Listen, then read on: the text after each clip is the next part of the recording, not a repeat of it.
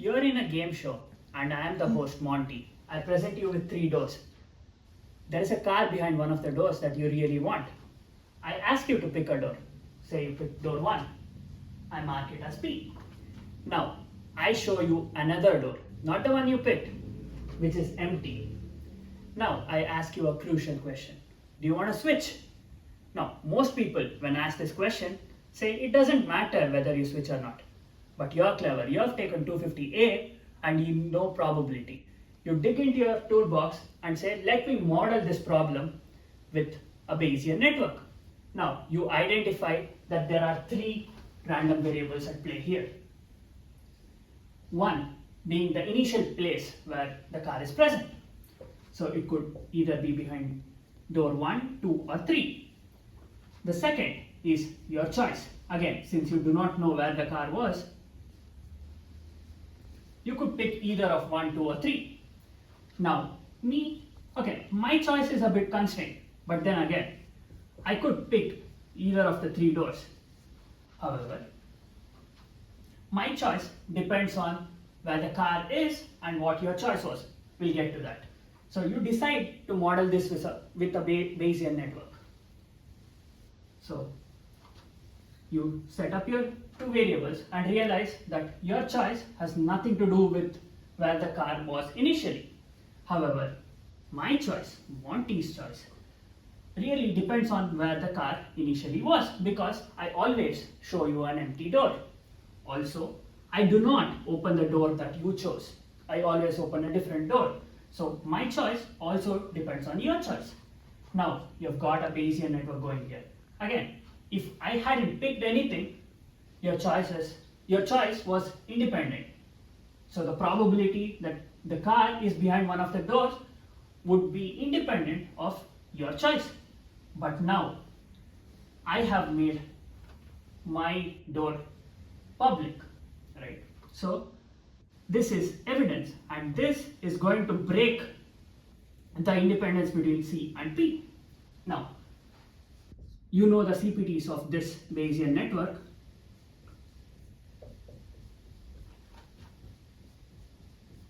And based on this, you realize, okay, maybe I can find out what's more likely, where the car is more likely going to be. So I'm interested in finding where the car is, given what I showed you and what you picked. Now that can be restated using the CPTs of this graph, using the Bayes theorem.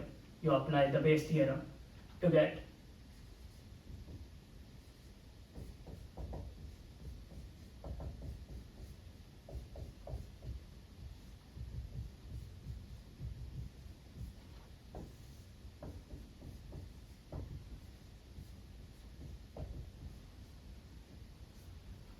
this.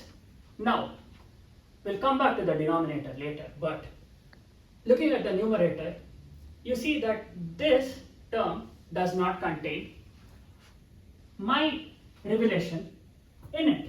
So C and P are independent. So this is basically the probability of where the car would be.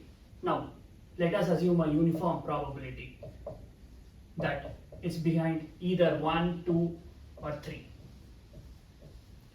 Now, all you have to do is compute this. Now, consider these 3 doors and your choice and my choice. Again, P and H cannot be the same. Now, the car could either be behind door 1, 2 or 3. Again, if this is the case, then I could have either shown you this door or this door. So the probability of me showing the door H is a half. Now, if the car was behind this door, I am forced to show this door because I do not show your door, neither do I show a door which has a car behind it. So the probability of that is 1. Now, if this is the case, I cannot really show this door. So the probability of it is 0 because I do not show a car. Now, just by looking at the numerator, we know that 1/3 is the uniform probability that car is behind one of the doors. Now we tackle the denominator. You know marginalization, so you marginalize this and you restate it as follows. You introduce this position of the car in the equation and compute this for all positions of the car. Now this is simply the sum of whatever you calculated over here, which is a sixth plus a third, which is a half.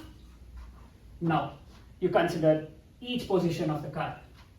If the car was in the place that you initially chose, call it case 1, your probability is 1/3. If the car was behind door that you did not choose, the probability is 2/3. Now clearly, if given a choice, you must switch. You realize this and you answer back to me. Hey, I switch. I open the door and you get the car.